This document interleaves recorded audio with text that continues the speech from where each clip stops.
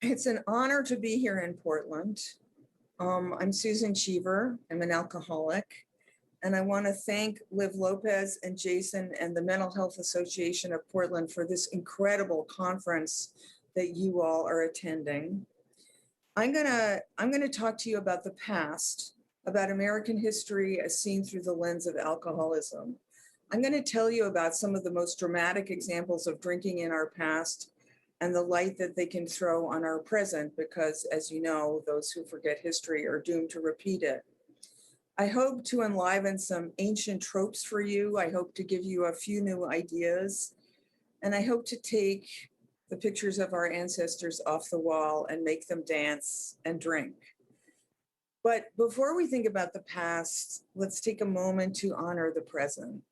Today, July 19th of 2021, I invite you to take a deep breath, to connect with your faith, whatever that is, to send up a prayer to your God, whoever that is, and to just be where you are for one moment. Okay. Alcoholism. Alcoholism is a disease that has shaped us in many ways, and I'm evidence that there is treatment and that the treatment works. My father took me to my first Alcoholics Anonymous meetings in 1975. I'm not going to tell you how old I was, but I wasn't 8.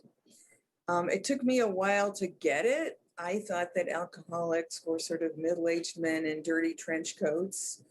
But now I have 29 years sober, and I've had the privilege of writing a biography of Bill Wilson and some other books about drinking. And I'm one of 3 generations of recovery in my family. And that is an astonishing thing. And we are a very lucky family. So I want to start talking about American history and drinking. At the beginning, although it isn't really the beginning, but it is the beginning in a way, in 1621, with the Pilgrims on the Mayflower as they crossed the Atlantic. So the landfall for the Pilgrims was Cape Cod. That was the first land they saw. They had been at sea for a long time. They had had a terrible voyage. They were 6 months late. They had hoped to have landfall in the New World in July. It was now November. And I'm going to tell you how that happened. They knew perfectly well that if they landed on Cape Cod, it would be illegal. Their charter was for Virginia. They were heading for Virginia, where it was warm and where they would have a welcoming party. But everything had gone wrong on the Mayflower. Every single thing almost that could go wrong had gone wrong. This was their 4th try to cross the Atlantic. And there they were, faced with the dunes of Cape Cod, which William Bradford, who was the writer on the Mayflower, called a hideous and desolate wilderness. They were cold, so should they land? They were cold, they were plagued with problems, and the worst of it was that they had to land soon because they were running out of beer. As Bradford wrote, "We could not now take time for further search or consideration, our victuals being spent, especially our beer." So they were a ship in crisis. They were running out of beer, and even though they knew that they should not land on Cape Cod, that it was illegal to land on Cape Cod, and that it was a practical disaster to land on Cape Cod, which clearly wasn't a place where things grew, and they couldn't even find a harbor at that point. They were landing on the backside of Provincetown. But they knew that they had to land because they were running out of beer. And this brings us to a second question about alcohol on the Mayflower. So I began to wonder as I was writing about this and reading about the Mayflower, why did they have all these problems, right? And they had tremendous problems. They kept starting out and turning back. They started out as 2 ships. The Speedwell had to turn back. So many of them got sick, partly because they were running out of beer, that half of them died in the first winter on Cape Cod. Why was the Mayflower so plagued with problems? I asked myself. Halfway across the Atlantic, one of the beams broke, and many of them wanted to turn back again. And I think a lot of their problems were caused because they were sailing while intoxicated. The daily ration on the Mayflower, the daily ration of beer was 1 gallon for every man, woman, and child. And it was real beer. It was about 6%. I mean, it wasn't perfect, but you know, when you think about that, it explains quite a few of the errors in judgment that we see in the Mayflower captain and crew. You know, they tried to sail south that day that they had the landfall, and they were turned back in a relatively easy sail in a place called Pollock's Rip. They were turned back and they headed back for Cape Cod on that same day, and they landed on Cape Cod famously because they were running out of beer and because they were running on beer in the first place. But to my mind, that landing on Cape Cod instead of Virginia, instead of them sailing up the Hudson, instead of the instead of New York Harbor, instead of the many other alternatives which would have been better for them, was incredibly important when it came to setting the American character. A lot has been written about the formation of the American character, the individualism, the defiance, all of it. But this landing in a shallow harbor between two great harbors in November, they had to wade in through cold water to get to the beach. That's how bad it was. Seems to me that it had a great deal to do with how the American character began to unfold starting on that day in 1621. And that's sort of the beginning of this particular kind of American history. And so it begins in beer. And as history moves forward from 1620, there are dozens of examples of ways in which drinking and alcohol created and defined the American soul. After the Pilgrims, of course, the American Revolution, which was very much engineered by people who were drinking a lot. Many of the offensives of the Revolution were planned in the basement of the Green Dragon Tavern. Ethan Allen, a hero of the American Revolution, drank so much that there's a story about him being bitten by a rattlesnake and the rattlesnake sort of wandering away going, "What was that?" and forgetting to release his venom. Johnny Appleseed, of course, was not a man who brought seeds to the frontier in order that they could grow Honeycrisps and eat delicious apples. He was a man, as Michael Pollan has brilliantly written, who brought seeds to the frontier so that they could grow apples for hard cider. You can't really grow a good eating apple from a seed. So the whole thing was never quite what it was represented to us in 5th grade. Paul Revere, on his famous ride to Lexington, stopped at Captain Hall's Tavern to have a few drinks. He got to Lexington early. The British were very slow moving.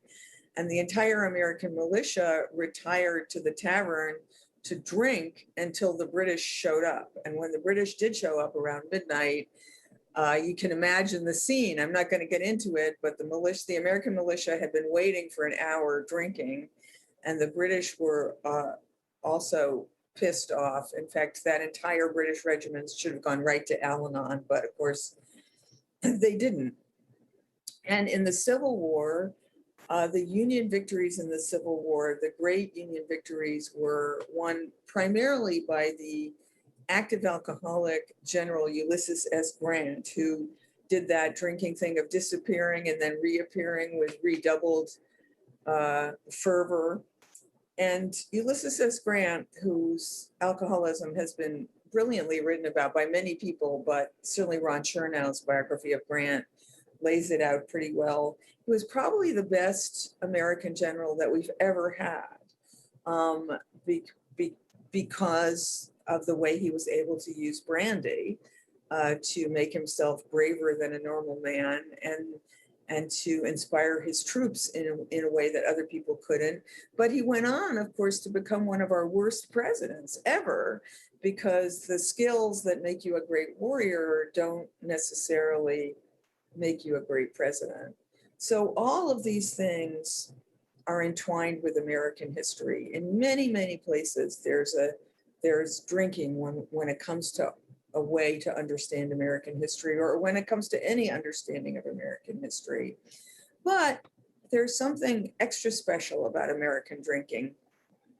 Many countries drink less than we do here, and many countries drink more than we do here.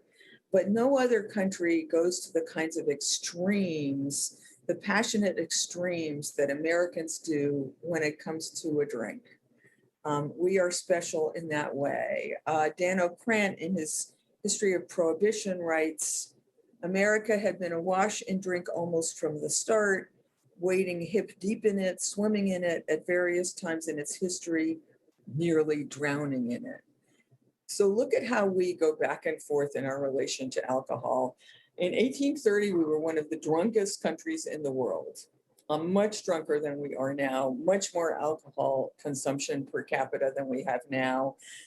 Farmers, it was an agricultural society, and of course, as soon as machines were introduced to society, drinking became much more dangerous. But if you were plowing a field, and so most farmers kept a bottle or a keg at the end of each row, which moved down the field as they plowed their field. School children, most of them had a drink called Flip before they went off to school in the morning. Flip was a little bit of fruit juice and a lot of grain alcohol, which I'm sure made school much more bearable. And the tavern was really the center of the New England towns that were built in the 1830s. A little bit the church, but more likely the tavern. And then, so that's one extreme, right? We're all drunk out of our minds. And then the other extreme is 100 years later, less than 100 years later, we outlawed drinking completely. In 1920, with Prohibition, we outlawed the sale of liquor. We outlawed the drinking of liquor. I mean, it's crazy. So, we go from one extreme to the other much more than other countries. And that's the other piece of the American character that comes from alcoholism, in my opinion, is those extremes. We're very individualistic, we're very defiant, and we love our extremes. It's all or nothing with us, as you can see in current politics. I'm not going to mention that. Okay, speaking of Prohibition, many people ask me, and please don't ask me after this is over because I'm going to answer it already. Why do writers drink so much? This is a big question that a lot of people have spent a lot of time thinking about and talking about. And because I'm a writer and because I'm an alcoholic, I seem to be an obvious person for this question. So here's why I think this idea of writers and drinking got its start. I think that if we look at when they're talking about the writers who drink, and many, many books have been written about why writers drink so much, right? This is a big question. So 5 of our 7 Nobel laureates for writing, Faulkner, Hemingway, O'Neill, Sinclair Lewis, and probably John Steinbeck, were alcoholics. To say nothing of the drunks who didn't win the Nobel Prize, like F. Scott Fitzgerald. And there's just a lot of speculation about why this happened.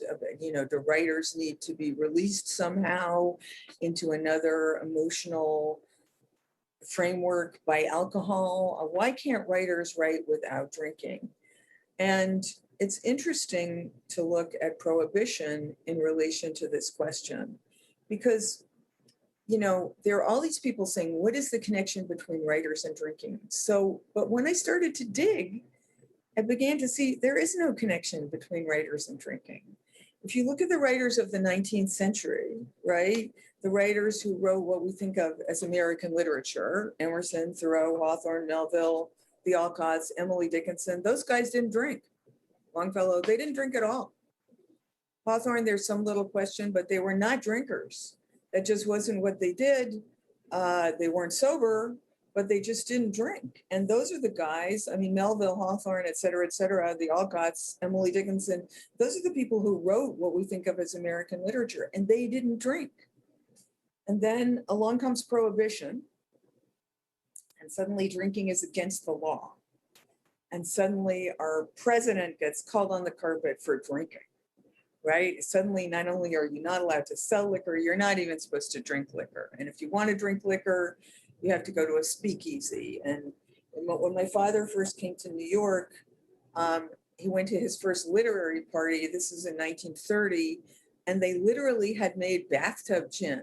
They had a bathtub full of liquor, which he drank a lot of and threw up all over the literary critics, which may have made his career start a little more slowly than it would have otherwise. But in 1920, liquor became legal, and that's when writers started to drink, because of course they did. Because what writer is interested in doing something that's legal? No writer. And that's the real connection, I think, between writing and defiance, between writing and stirring things up, between writing and being subversive and perverse. So I believe that Prohibition created a generation of alcoholic writers. And that's how the dates look. If you look at 1970, which is when Saul Bellow won the Nobel Prize, a non-drinker, right? That's when it ends. And if you look at our writers now, our great writers now, none of them drink. We've gone back to the 19th century in that way. The writers on the bestseller list, the writers who write the books that, are talked about, the Times notable writers, most of them don't drink at all. It's just not in the equation. And so this whole idea that writers have to drink or that all writers are drunks is really based on one generation of writers. And I believe that that generation of writers was created by Prohibition. Now, Prohibition created many things, a criminal class and a lot of other things too, but I think it created a generation of drunken writers. And I think that the connection between writing and drinking is based on those, 1933, Prohibition ends to 1970. So that generation, those 50 years. So that's my theory. I want to look at one more piece of American history before we wrap up. I want to look at a date that I'm sure you all know, November 22nd, 1963. Just a few minutes after noon in Dallas, Texas. So that was the moment that a bullet was fired into the open car in which President John F. Kennedy, his wife, and Texas Governor John Connally and his wife were riding. That first bullet hit the president in the neck, but did not kill him. The next shot, fired 4 seconds later, was the one that killed him. 4 seconds later.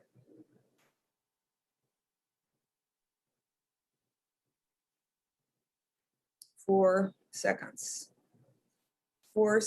during which the Secret Service detail did not cover the president as they had been trained to do, but rather debated what made the noise of the first shot. They asked each other, was that a firecracker? Was that a backfire?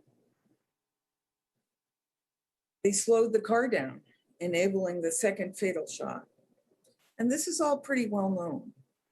What's less well known is that 9 of the 28 agents who were in the motorcade that day had been out in local clubs the night and the morning before. In one case, the guy was out until 5 a.m. In fact, 3 of the agents who were a few feet away from the president that day had been out drinking, an activity which is obviously prohibited in the Secret Service rule book, but any of those 3 men could have changed history. But they didn't, because they had been out drinking until early that morning. Or maybe not because, who knows? But they didn't, and they had been out drinking until early that morning. When this information was discovered and included in the Warren Commission report, where you can read it, Chief Justice Earl Warren himself was furious, and he called the Secret Service Chief James Rowley on the carpet. And I'm just going to read what he said. Warren was so angry when he found out that these guys had been out drinking. He said, this is a quote, Don't you think that if a man went to bed reasonably early and hadn't been drinking the night before, he would be more alert than if he stayed up until 3, 4, or 5 o'clock in the morning, going to beatnik joints and doing some drinking along the way?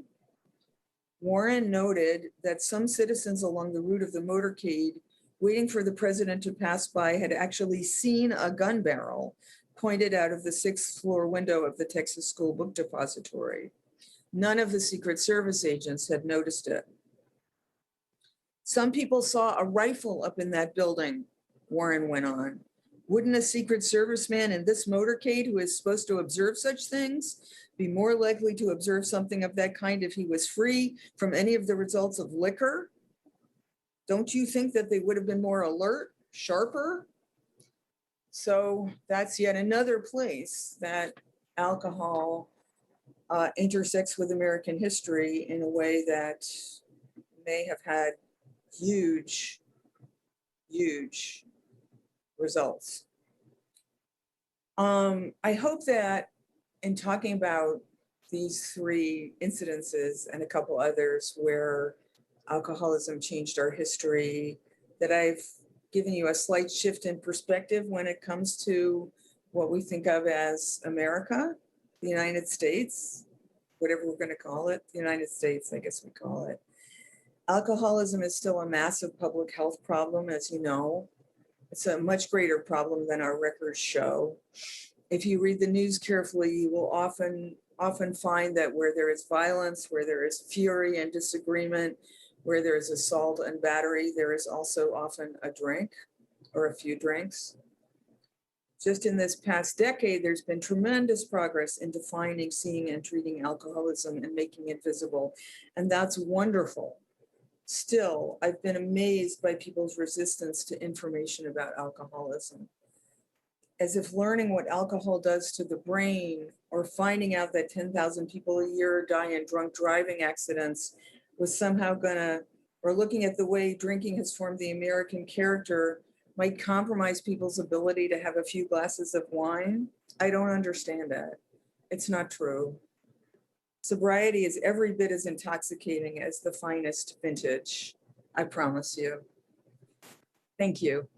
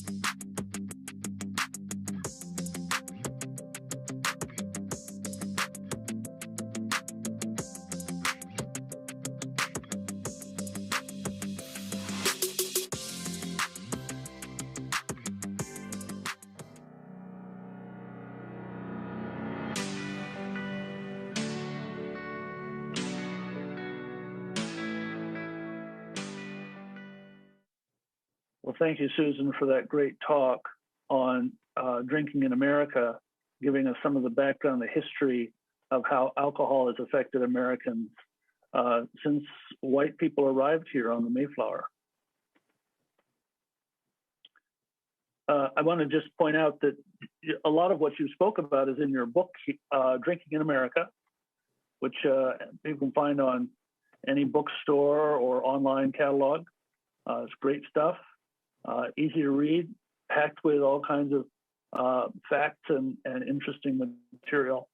But Susan, you've given us some idea of looking at history through a new set of lenses, a set of lenses that's aware of the experience of alcoholism. How can we, as we look at history on our own, whether it's American history or otherwise, how can we continue to sort of maintain that set of lenses? Well, I think it's really helpful to ask yourself the question, was there a drink there? Was somebody drinking? For a while, I had my children do an exercise where they would read the newspaper every day and find the drink, because there's often one there. I'm very interested in finding the drinks in what happened on January 6th. That's research that hasn't been done yet, and I think it would be pretty interesting. So I just think it's a very illuminating way to look at American history, and it certainly helps me to stay sober, but it also gives me a new way to look at it. But I just think you want to ask yourself when you're reading history and when you're reading the news, where's the drink here? Is there a drink here? Where's the drink here? And I have to say, when Ron Chernow started writing his biography of Ulysses S. Grant, and it is a magnificent book, so he turned to some people that he knew who knew about alcoholism and sobriety, and I think that enabled him to really nail it, because Grant has been written about a lot, but Ron Chernow's book is just magnificent, just magnificent. So I think you just ask yourself, was there a drink there? Were these people inebriated? And if so, what effect did that have? I'll second that on the Grant history. Chernow did uncover really important information about Grant's drinking or lack of drinking, and the characterization of him over time. So you also talked about Prohibition. And could you tell us, do you see any continuing effects of Prohibition, say in the now or in the past decade? Well, for me, the biggest effect of Prohibition, as somebody who wasn't alive during Prohibition, is this idea that writers drink and that drinkers can write. In other words, this coming together of this idea that somehow to write well, you have to be drunk, which I think is an incredibly destructive and stupid idea. To write well, you actually have to not be drunk. That's, to me, that's the big, I understand there's a criminal masterclass, but I don't know much about that.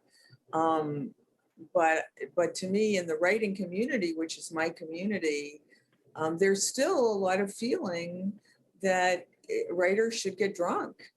And I think that comes right out of Prohibition. It certainly didn't happen before.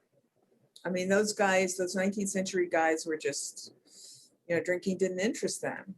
And so to me, that's the big and worst legacy of Prohibition, is this idea that writers have to be drunk all the time, and that somehow drinking will help you be a better writer. And, many, many people want to be writers now, which is wonderful. People want to tell their stories now, which is wonderful. But I'm afraid that some of them think that it will help them to get drunk. And in fact, the opposite is true. So to me, that's the big kind of backwash of Prohibition, is this nutty idea that to be creative, you have to be drunk, when in fact, it's pretty much the opposite. Well, our friend Tiffany Hall from Alaska writes in the chat. She asks if you would talk a minute about how creative people, writers and performers or musicians who are sober now, tell us a little bit about how to connect with creativity once you are sober. That's an interesting transition that some people have to make. Well, I'm fascinated by that. If you look at, for instance, the paintings of William de Kooning, right? When he's drinking, there are these angry women, right? Who are just going to jump right out of the canvas and eat you up. And then he gets sober, and there are these beautiful, delicate canvases. So you can see it when a writer or a painter gets sober. It's pretty obvious. With my father, he had written a couple of big family novels and a lot of short stories. And then he got sober, and he sat down and wrote this beautiful, short, powerful novel about incarceration. a novel that he never could have written if he was drinking. Falconer, its name is. And so I think you can see it when a writer or a painter gets sober. I don't know enough about music to talk about that. That their work changes dramatically and in many cases gets better. I don't think that rage and, you know, all the things that go with drinking, I don't think those things are really good for writing. One of the great damages in our American history that alcohol has caused is the damage to the indigenous people who were here before white people arrived. And it was just devastating throughout the 18th and 19th century, and still we see the damage today. Talk a little bit about how alcohol has affected and the politics there. Well, I wish I knew more. The one thing I can say is that alcohol has often been used as an instrument of oppression. There was also a lot of alcohol on Southern plantations. The slaves got free whiskey. You know, there was a lot of using alcohol to, so both with Native Americans and with African Americans, this is one of the things that the patriarchy figured out early, that you can use alcohol to force another group of people to submit. And that was one of, I mean, Frederick Douglass on drinking on plantations is really, he's such an amazing writer anyway. But, you know, I think that the Pilgrims certainly used alcohol, and the Puritans and the waves of people from England who followed them to help pacify, is that the right word? To help to strip the indigenous peoples of their dignity and to force them to submit. And alcohol is pretty effective that way. If you want to have power over somebody, get them drunk. And actually, now that I say that, that's why alcohol is so often a factor in sexual assault. You know, it's really a powerful tool for stripping someone else of their power and dignity, if that's your intention. Susan, I had never thought about the use of alcohol on plantations to control persons. That's an example of that lenses and how we need to now look at history in this different way. Yes. Just could you spend a few minutes and tell us a little bit about this book you wrote? This is the history of Bill Wilson. It was such a privilege to write that book. You know, I did sort of fall in love with him, as some reviewers chastised me for doing. But like many books that I'm proud of having written, I didn't want to write it. What happened was the great Walter Isaacson in the year 2000 was doing an issue of Time magazine about the great men of the 20th century. And he decided that Bill Wilson was one of those men. And so he asked me if I would write the profile of Bill Wilson to go in this issue of Time that was the great men of the 20th century. So I knew Time magazine, they have researchers, they have everything. So I said, I would love to, right? So I said, send me the books, send me the stuff. And there weren't any books. At that point, the Robert Thompson book was out of print. The group book, I've forgotten its name, was, you know, I mean, I thought there would be 5 full dress biographies of Bill Wilson. I mean, how sober was I then? 8 years, right? And so I was horrified. There's no real biography of this guy. You know, there's Robert Thompson, his friend, who decided to tell the story however he felt like telling the story. And so I went around saying, somebody should write this biography, somebody. And I tried to get Nelson Aldrich to do it. I mean, I was really, somebody's got to do this. Yes. And so I was having lunch with my then agent, Kim Witherspoon, who is a smart woman. And I said to her, somebody's got to write this biography. And she said, you've got to write this biography. And I was like, oh, no, no, no, no. I'm already writing this or that. So before I knew it, I was writing a biography of Bill Wilson, even though I felt, I don't know, it's unworthy, the wrong word. I hoped I was the right person and prayed that I was the right person to write it. And then, so there are 3 different archives. There's one at the GSO on Riverside Drive in Manhattan. And there's one in East Dorset where Bill was born and grew up. And there's one at Stepping Stones where Bill and Lois lived for 30 years. So I first went to the GSO. I got permission from the GSO archivist, and I went down there and I spent a lot of time down there, not coming up with very much. I had to ask, when you have to ask an archivist for what you want, that's very limited. You're not going to stumble into anything because you have to ask, right? But being there was very helpful. There's a kind of mini museum of Bill Wilson at the GSO, which I can't recommend highly enough.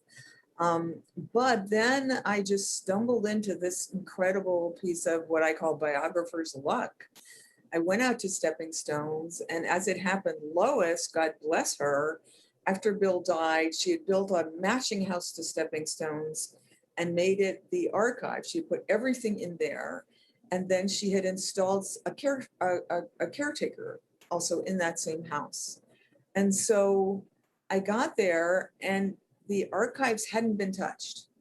No one had even indexed them. They had hired an indexer and he had, there had been a couple of attempts since Lois's death. So, but it hadn't, the archives were just sitting there in this room.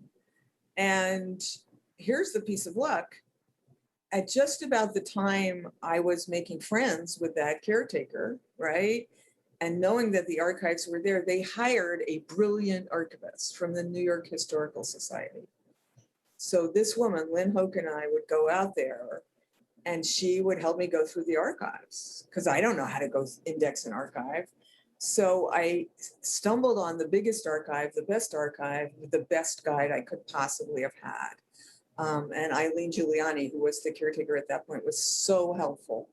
And we would just go out to Bedford Hills on the train together, Lynn and I, and it was just a gold mine. So I forget so I'm talking about writing that book. So the things in that book that surprised people, the fact that Bill Wilson asked for a drink on his deathbed, and a lot of other surprising things, all came from that archive.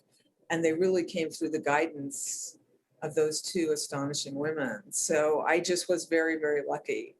And, I was able to walk from the Bedford Hill station the way Bill had up Oak Street and walk, it was just, Bill built himself a little, what he called the shack. I think it's now called the study, out of cinder block, just a little bit up the hill from the house so he could see who was coming and come out if he wanted to see them and not come out if he didn't. So, I just had incredible luck with that book, both in being the person who ended up writing it, which I certainly didn't think would happen, and then stumbling on the archive at Stepping Stones. I mean, Stepping Stones is a treasure trove. And if you care about Bill Wilson, you should definitely go there. And you should also definitely go up to the GSO in Manhattan. Sorry, that was a long answer.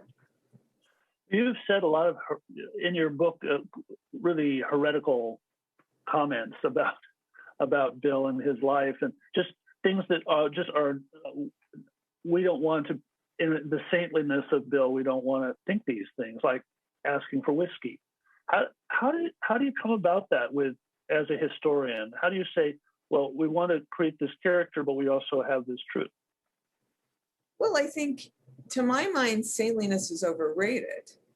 I mean, look at Ulysses S. Grant, right?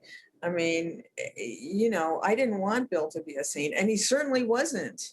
Bill was a hot mess, or a cold mess. It was Vermont, but his parents abandoned him when he was 11. One of the moments when I was trying to figure out if I should write the book was I went up to East Dorset. I spent a lot of time in East Dorset as well. And I was in the Griffith house, which is where Bill was dumped with his grandparents when he was 11 and his parents both left because they had more important things to do than raise the children. So I was in the Griffith house and I went upstairs, and as I came down the stairs, I realized that I had to nod to keep from hitting my head. And I knew that Bill at 11 was already 6 feet tall. And so I thought what that was like for an 11-year-old to be abandoned by your parents, dumped on your grandparents who had just lost their son, by the way, and having to live in a house where you literally didn't fit. When Bill read at night, he had to put his feet out the window in order to lie down in bed. And I had an 11-year-old son at that moment, as it happened. So, Bill had a terrible time from the beginning. And certainly he never intended to be a saint. And as I say, he wasn't the perfect man, but he was the perfect man for the job. It's almost as if God, if you'll excuse the expression, I believe in God, had some kind of blueprint. And Bill Wilson checked all the boxes. He grew up at a time when temperance was taught in the schools. He had a family where there was a lot of struggling with temperance. Vermont was a dry state and then a wet state. While he was living there, he learned about grassroots democracy. It's really a Vermont program in many ways. He learned about grassroots democracy from Vermont town meetings.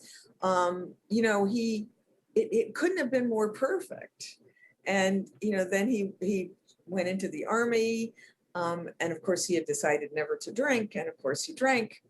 But without Lois, there would certainly be no Alcoholics Anonymous. It was her money, for one thing. So everything Bill did somehow helped with the establishment of this extraordinary thing, which is Alcoholics Anonymous. And every piece of education he got seemed to me to contribute to his ability to do what had to be done. So he certainly wasn't saintly, but I wouldn't have liked him if he was saintly. I mean, who likes a saint?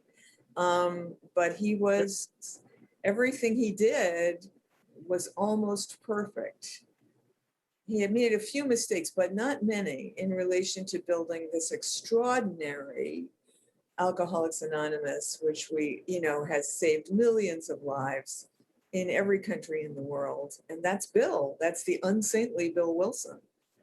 Speaking of saints, you mentioned the importance of Lois and how if she had not been there, none of this would have happened. It was Lois's money for openers. Lois Bill bankrupted the Rogers family. Basically, they had to sell the house in Brooklyn, and he bankrupted it partly by drinking and partly by trying to establish a way to stop drinking. Lois was an extraordinary woman. I don't think she gets her due. She was older than Bill. She was desperate to get married. Bill was an 18-year-old with severe mental illness. And Lois, for some reason, and it was partly the way things happened, she had just been proposed to by a man who wanted her to go live in Canada, which she did not want to do. And Bill was friends with her brothers. And so Lois and Bill got together, and, they were not well matched, but what a match they made. And Lois put up with so much. But,